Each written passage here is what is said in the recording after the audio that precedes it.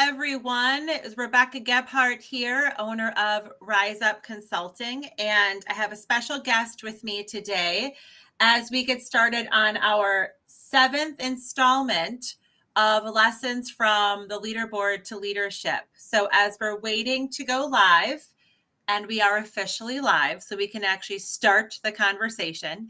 I have Jenna Cohen with me today, and she's a regional sales manager at Next Step. And her and I have not officially met. We live in the metro area. We used to both live out in Colorado, but we've spoken a lot. She's attended one of my executive roundtables, and she shared so many great nuggets at that executive roundtable that I thought we got to have her on and share her knowledge with all emerging and aspiring sales leaders. So for the next 30 minutes or so, we're going to be talking about Jenna's journey and things she wished she would have known and just little things. And you'll hear, I think, Jenna, it's like your mindset. And I think it's your perspective on how you view sales leadership and what that is, not just the technical things to do, but like the person, the personal relationship with your sales team, which is why you have been so successful. So welcome, and thank you for joining me today. Yes, thank you. Thank you for that introduction. Happy to be here. Awesome. Okay, so can you give everyone your full resume? Just kidding. Can you give...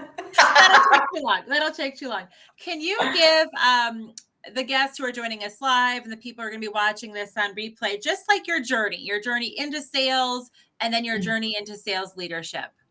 Yeah, sure. So, gosh, I graduated from college and was like, okay, now I have this business degree. What am I supposed to do with it? Like my sister is a nurse. She went and found a nursing job. So I was like, what am I supposed to do with this degree that I just got? And I was like, okay, well, I know I'm good with people. I know I like to talk. And I was like, all right, let's try sales. So jumped right in, honestly, and have really never looked back. I did some ad sales, quite a lot of ad sales in the past. I did some recruiting, and then back in 2015, moved to Denver and joined Next Step as a business consultant. So I was kind of hit the ground running. I mean, I was just like super excited about this outside sales role. I was inside sales, but I was outside sales when I was in ad sales, but it just wasn't the same. I mean, I got to drive around, I got to pull doors, I got to just do so many other things. And I loved it and had a ton of fun. And then, but as soon as I started, I was like, I like this, but I want to lead this. Like, I want to lead a team. Like, I don't care what it's going to take. Like, I'm going to do this. I'm just going to keep trying to climb. I just loved it. And I love Next Step, and I love what we do. I have a huge passion for what we do. So it made that very easy. So after about 9 months as a business consultant with Next Step, I moved into sort of a team lead role. So I had 3 people under me, but I was also selling. Don't recommend a selling manager. P.S. Those are two very different things. I mean, I think from a selling mindset, it's very like selfish and very, I'm going to do this and this is mine and I'm going to do, and then managing is very selfless and it's just total opposite. So that didn't really work so much. I mean, constantly in my head, I was like, okay, should I be selling? Should I be managing? What should I be doing right now? And really the whole goal of that team lead role was to get to that regional sales manager position. And so in my head, I'm like, okay, if I sell more, will I get the role? If I manage better, will I get the role? And so what ended up happening is I had sold enough to hit my quota, and then I just stopped selling and started managing. So a year after that, I became the regional sales manager down in Denver, which was fun, a lot of fun. And then I had a baby and wanted to come home, and that's what brought me to Minneapolis. So I've been managing the team here in Minneapolis since 2019. We opened the Minneapolis Next Step office. Okay. So I have to stop you. And I knew this was going to happen. We're going to go on so many tangents. Yeah. The producing sales leader, I call it the middle child. I'm the middle of 7 children, so I'm very sensitive to the middle child. Are you the middle too? Here I am. That's For why we get us, along so talk well. about for us. She's like, yeah, well, with me, yeah. But the producing sales leader is the middle child in the sales world, and it's so difficult. And what you said, I don't recommend it. It's actually not recommended. It's like not recommended, but it's not really avoidable. Yeah. In that transition to go up. So once you hit regional, that's when you got to just focus on leading, correct? Yes. Yeah. Okay. And what you said, because this is a big thing when I'm talking to emerging sales leaders, they go, where do I spend my time? I have to prove myself in sales, but Mm-hmm. but then if I'm also leading, how do I show I can lead to get the promotion to lead? And what you said, it's like you can only really focus on one thing. I had a previous guest on one of these episodes, and it was Roger Cunningham, who I've known for years. He said the same thing. He's like, I don't recommend it. And every leader has kind of like danced that line. But what you said is you go, I'm going to hit quota as fast as possible and then take my selling hat off and put my, leading hat on, because it's not that selling selfish. I don't want people to say, hear this, and that's not what you meant, but it is more self-centered. You are looking for your own self goals. And then as the team, you kind of go, what can I give? How can I set these guys up to succeed? And, so for you, you got promoted into your first role. And you kind of told me, but like how many months or how long were you? It was 9 months you were only selling. How many months were you selling and leading? About a year. Okay. Mm-hmm. Okay. When you look back, was that your hardest year? I don't know if it was my hardest, because I will say like half of the year I was really kind of just selling, and then the other half I was managing. So it was a confusing year, I would say. Hardest year was probably that first year where I was a regional, because I'm like, okay, what do I do? Where do I start here? There's a lot of like, what do you focus on first? And when you go from selling, and you're right, I didn't mean selfish, but like it's a very self-centered place. And I went from like a mindset of sell to, okay, what does it mean to manage? And what I ended up doing is being a super salesperson, or a super business consultant, as we call it, where I'm not really leading. I'm more so helping them sell, helping close deals, showing them what to do, and not teaching and training like I probably should have. And it took me a little bit of time to realize like, okay, I'm going to get a lot more accomplished if I'm not doing most of it, and I'm actually teaching them and training them to do their own thing. Yeah, so that could be so many reasons, Jenna. That is so common where I see when I was promoted. So you had said, I always want to be a sales leader. How do I lead? I wanted to lead because I was like, what do I have to do to not sell anymore? Like I didn't really, so people can go, oh yeah, that makes sense, Rebecca. That makes sense. So the results were good, but I had to work really hard at selling.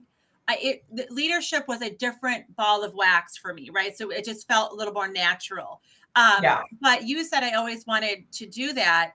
So when I was training people, I would help them and I'd train them as well. But the best salespeople, so I did a Leaderboard to Leadership survey in March of 21, and 75% of sales leaders said they were in the top 25% of sales. So we promote the best salespeople. And then what do? You go back to what you're comfortable in. You go, I deserve, like you're building your confidence, but you think you're helping as well. Like, let me just close all these deals. I wasn't always the best closer. I was a good approacher, right? A good prospector. But you're like, let me come. You said this in the roundtable too. Like, you bring the deals and I'll close them for you. They make you look good because it counts towards your production. And then you go, wait a minute, this is madness. I'm actually still selling. And it was exhausting. It was exhausting. Like that is a draining place to be of trying to sell and help that many people close business. It's not the way to do it. No, but you either have to go through that yourself and learn that mistake, or other people who are watching this and going to be watching this replay, learning from you and going, oh, okay. Because Yeah. there's no playbook for sales leadership. That's kind of like my passion, right? But 80% of sales leaders get zero training once they get promoted. And so that's why I think it's so much value of sales leaders like you sharing, like, this is what I went through. Don't recommend it. Here's what I would recommend, like, but it's really confusing because you step into that role and you go, what do I need to do to get results, right? You're results focused. You just do what get your results and you go, is there a smarter way to do this? How do I actually not work myself into the ground and actually really empower these salespeople? Yeah, absolutely. I mean, I think it's really what leadership is figuring out. I mean, everybody's different. I mean, I have a team of 6 and they're all so different and motivated in different ways and communicate in different ways and need to hear things in different ways. And it's like leadership and sales leadership is so much more of like taking a step back, slowing down, being present with that individual, understanding what's their why, what makes them tick. And then continually, I call it riding the waves with them. Like, hey, they're on a wave up. They are feeling good. Stuff is good. Keep, pumping them up. And then, there's going to be a dry spell and you got to ride that low wave with them and pick them up individually. I mean, every person on my team is so different. And I think what I also tried to do in the past that didn't work is kind of blanket, like, hey, this is how I'm going to manage. This is Jenna style, and this is how I'm going to do it. It doesn't work for everybody. Like, I'm a very like open and like, let's talk and feel it out kind of a thing. And I don't think I was at first really capitalizing on that or using my strengths to get my team to produce in that way. I think I was trying to be what I thought I was supposed to be. And I feel like really once I figured out how to mesh like the kind of have to do's in leadership and then my personality and my strengths into one, that's when I really started to see success. If that makes sense. Yep, that makes total sense. So I'm going to go on a little tangent because you said that. So it's a huge deal for people to figure out, like, you go, okay, here's what I'm supposed to be. We have this idea and there is no playbook for leadership. I don't know if it was Marshall Goldsmith. What is his name? Goldsmith. I forget like which author it was, but in a book I read, I'm sounding really intelligent. I can't remember the book and I can't remember the author, but it was in there. But they were talking about when you get into leadership, like people who succeed in sales are the high achievers. I'm sure you've been a high achiever your whole life. I've been a high achiever. Most of my clients are high achievers. And you figure out the rules of the game. You figure out how to get an A in sales. You figure out how to be the top, the President's Club. And we figure out the rules.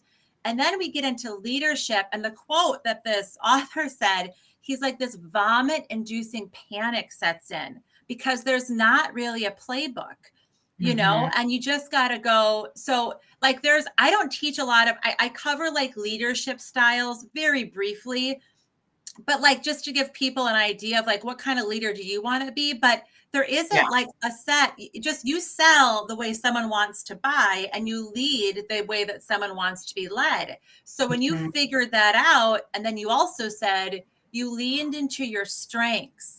And I feel like it can take people years to figure out what those strengths are. So how did you, because I believe too, you said you got to slow down to speed up. And I'm always saying that, like, you want to go faster, you actually got to go slower. If you want to go faster, that's actually counterintuitive, but it works. So for you, like, was there this aha moment? Did you hear something where you're like, this is what I'm good at? Were you getting feedback from your team? Like, how did you figure that, if you can remember, like, how did you figure that out? Because that is like, that's so money for sales leaders to figure out, because you can't be like your sales leader. You're different people. Yeah. I mean, when I first took the regional role, one of our HR leaders, I had a call with her. I don't even remember why we had a call. But she She said was to me, onboarding you properly. yeah. She's like, okay, you have this new role. Like, let's talk about it. And her biggest piece of advice that I will never forget was just be vulnerable. You're not going to know everything. I mean, I was young. When I first started leading that team. There were people I was leading that were older than me. And she just said, be vulnerable. Like, don't try and pretend like you know it all, because people will respect you. So that word vulnerability is, I'm not trying to sound like Brene Brown, but I'm a big fan. But like, I leaned into that hard and tried to continue to do that. And I feel like it took me a little time to figure out like what that exactly means for me. But I feel like I'm very vulnerable with my team on the things that I'm good at, what I'm not good at, what I like about my role, what I don't like about my role. And what it's done for me is made me be so much more open and communicate better as a leader. And then what happens is my team feels like they can be vulnerable with me, and they can tell me when they're maybe riding the wave down, like I said, or, hey, they need me to, pat them on the back a little more when they're riding the wave up. I mean, there's just what happened is it created a culture of trust and openness. And now it's not just me and them, but it's the whole team that's that way with each other.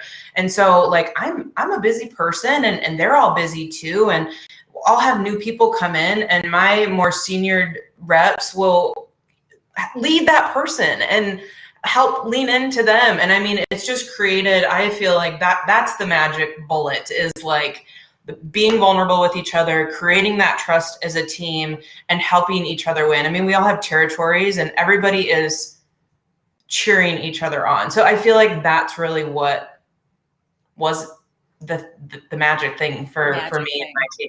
Mm-hmm. Okay.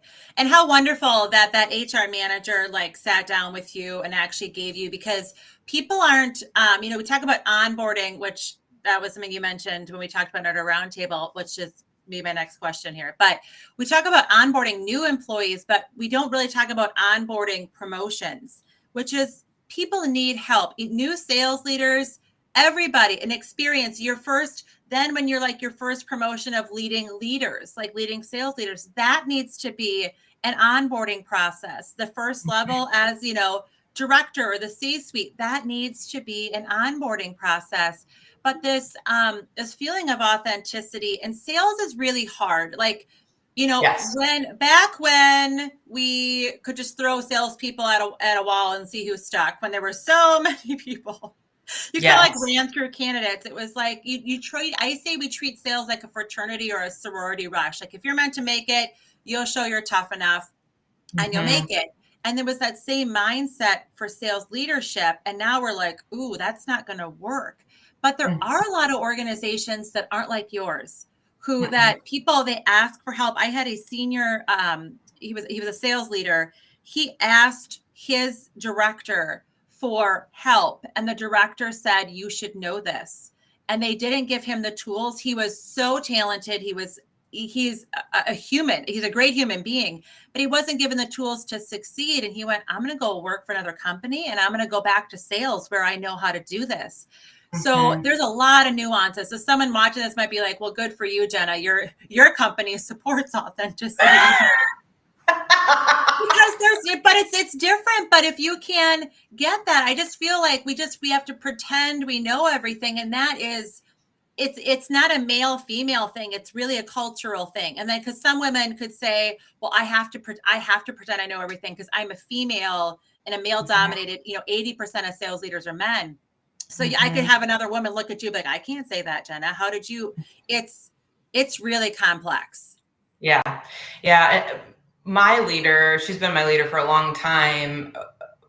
It's just a different kind of relationship. I mean, we've been together for a long time, and it's the same with her. I mean, she's very similar to me in terms of like, we just put it all out there and we talk about the hard things, the easy things, hey, you just had a baby and now you're coming back to work, and all the things. So Next Step's a little bit of a different breed in terms of company, but I think, anybody can kind of implement that vulnerability piece, like at least down, to their team.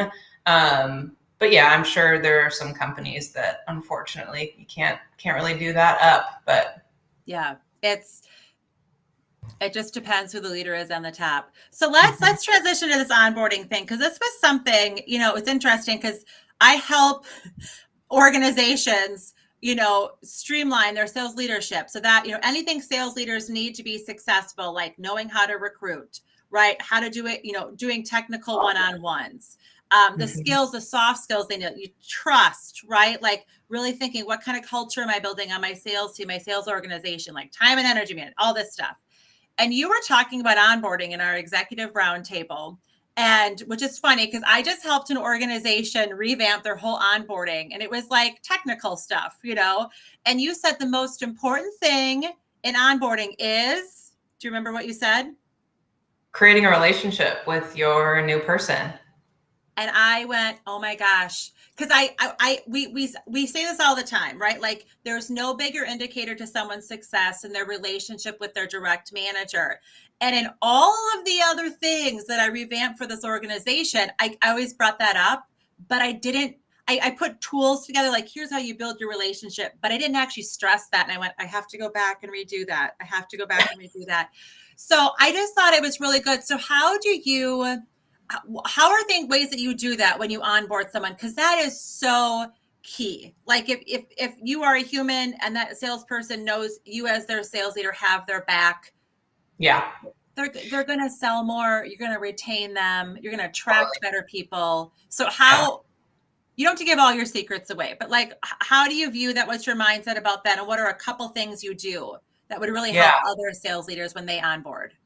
So one thing that I actually started pretty recently, and it went really well, is instead of on that new hire's first day, having them come in at the same time as everybody else, I had them come in like 2 hours later, because that first hour that we're together, I mean, we're at our, team huddle in the morning, and okay, we're doing this, we're doing that. Like, it's not really a time to ease into an organization, in my opinion. So I had my newest hire, come in at like 10 a.m. his first day. And that to me gave me the time to like situate everybody else, get my coffee in, my day, my day put together, so that when he came in, I could be present. I could be there with him and give him a tour of the office and like talk to him and just really make him feel like he's not an employee, but he's now a part of our team. And more than a relationship with me, then introducing him to the team. And I don't know how I got blessed with such awesome people, but they just like take these people in and create this relationship, and they just click. And I feel like that small tweak of even just a little bit of a start date, and then, or a start time being a little later, and then just being present and like asking them, maybe they come off as a little bit personal questions, or telling them about my career or journey. Hey, I sat where you are this long ago, and this is what was really hard for me, and this was what was more, easy for me. Maybe you'll find that will be similar for you or not. But getting them to realize that like I started where they're starting.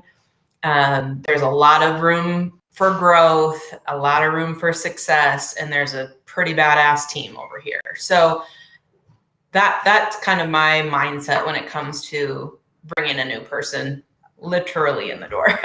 Yeah. Well, that's really helpful too. But one thing you said that not every sales leader does, this is actually a very hard thing for some sales leaders, is what you said is like, this is what was hard for me. This is what I'm good at. This may or may not be the same for you. We assume, frontline sales leaders assume, here's the way I do it. This was hard for me. It'll be hard for you. And you didn't assume that. And it's not everyone, but when you're learning something new, and you're taking these team members on, it's like there's so much information to know, and there's just like common mistakes that rookie sales leaders make. But that's a big distinction for you. You go, this may or may not be the case for you. It's like a big buying atmosphere, right? Yeah. Like, pick your obstacle. Yeah. Somebody on the team has one of them. Like, somebody will be able to see eye to eye. Maybe not me, but somebody else. Yep, you're not quite sure who it is. Yeah. So one of my last questions for you is, what do you wish you would have known about sales leadership that you now know?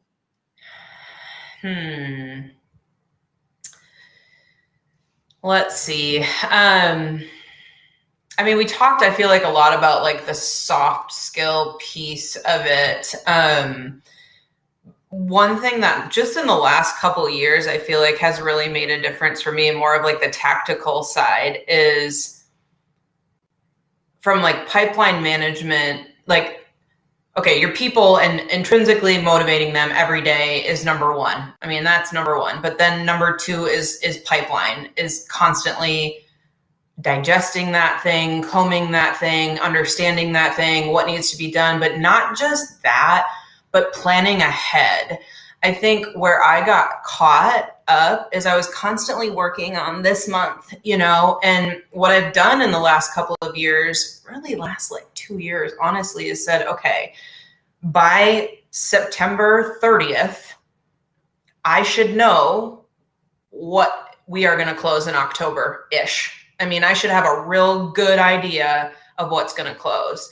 And I hadn't been doing that. And I think that hurt us because I was living to now, and I was always like scrambling at the end of the month. Whereas now, planning ahead, I can hit my monthly quota by middle of the month and then just stack more on top. And then I'm planning for November. So I don't feel like I'm constantly like swimming or, in quicksand. I'm actually planning and executing, and it feels so good. And I have my team kind of getting on that same page as well, where it's like, hey, if you don't have a proposal out the door by the first week of October, we're not closing it in October likely.